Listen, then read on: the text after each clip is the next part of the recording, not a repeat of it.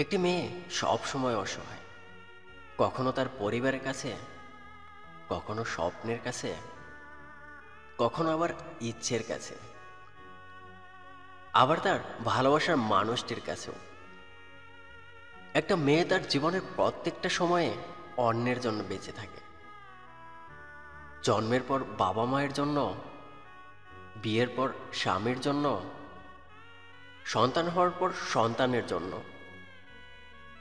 তার জীবনে কোনো চাও পাওয়া থাকে না। যা থাকে সেটা হলো সবাইকে নিয়ে শুধু বেঁচে থাকার একটা স্বপ্ন।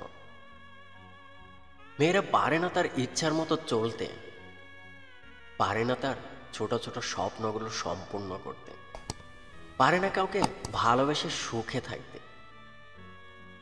যদি মা বাবার কথা মতো চলে তাহলে মেয়েটি খুব লক্ষ্মী মেয়ে, আবার যদি তাদের অবাধ্য হয় তাহলে খুব খারাপ সে। ভালোবাসার মানুষের হাত ধরে চলে গেলে তার কাছে তার ভালোবাসার মানুষটি খুব প্রিয়। যদি তার কাছে না গিয়ে পরিবারের কথা মতো চলে তাহলে সে স্বার্থপর, বেঈমান, প্রতারক, বিশ্বাসঘাতক। সবার কাছেই সে অসহায়। আমার প্রশ্ন হলো, মেয়েটি এখন কোথায় যাবে? জীবনে সব কিছু ত্যাগ করে মেয়েরা, তবুও কিছু ছেলে বলে মেয়েদের মন বোঝা সম্ভব না। আমি বলি, তোমার মাকে তুমি ভালোবাসো, তাকে বুঝতে শেখো। ওই মানুষটা কি কি ত্যাগ করেছে তোমাদের জন্য, তাহলেই একটা মেয়ের মন বুঝতে পারবে সহজেই।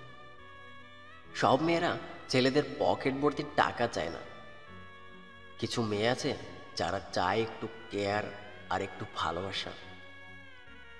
মেয়েদের অসম্মান করো না, কেননা তুমিও একটা মেয়ের পিতা, ভাই বা স্বামী। মেয়েদেরকে একটু সম্মান করো, তাহলে বুঝতে পারবে কি চায় একটি মেয়ে। আজকাল অনেক ছেলে মেয়েদের নিয়ে বাজে কথা বলে। আরে, একটা মেয়েকে বুঝতে হলে ন্যূনতম মেধা বা যোগ্যতা লাগে। মেয়েদের জীবনের গল্পগুলো অনেক অদ্ভুত, তাই না? পাওয়া না পাওয়ার হিসেব করতে করতে জীবনের পরিসমাপ্তি হয়ে যায়।